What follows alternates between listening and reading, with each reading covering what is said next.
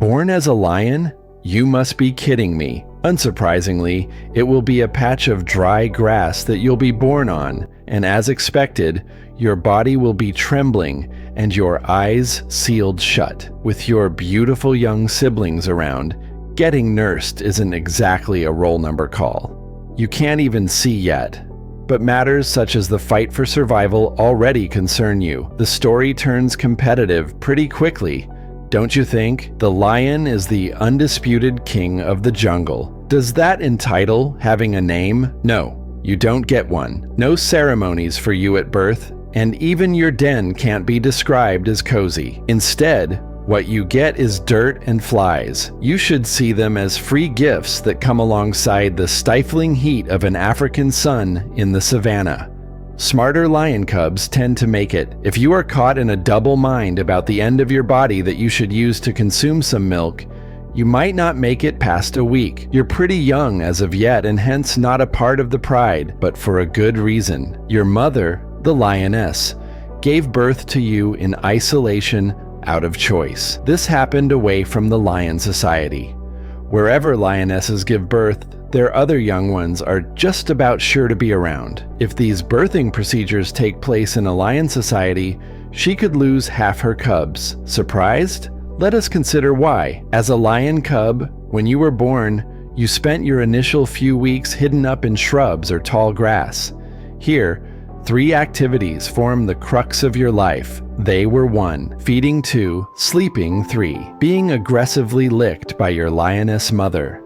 Please note that when your lioness mother was taking care of you, she had likely not had a meal since the time you were born. From being a cuddly lion cub, when you grew up a little, you discovered some sense of coordination. You are no longer as fragile as you used to be, and your mother now introduces you to the pride. You witness this phase in your life only if you have not yet arrived and have not become a snack for jackals, hyenas, or other lions. This brings us to the question, why would a lion consume a lion cub? Yes, this too does happen.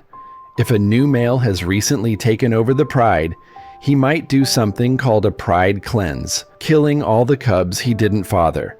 So the lionesses will go into heat again. Born as a lion, cubhood is the time when you come up close and personal with the challenges in life. Heat and hunger form the crux of these challenges. Besides, whenever you wander away too far, expect to get swatted by your lioness mother. An experience you are sure to remember from your cubhood is being dragged around by your neck by mother lioness, just as though you were a sack of meat with legs. Lion cubs have no playpens and no toys. This is just the way they are raised. In terms of meals, all you get is the occasional bone to chew, but that too is a delicacy for the sheer reason that you do not get bones to chew often. But you will get one or a few if the pride has managed a kill recently, and all adults are through with their meals. You can gnaw on their leftovers. So let's hope that you do get a bone to chew, because else you go hungry. It's not very simple. After the adults are done with their meals,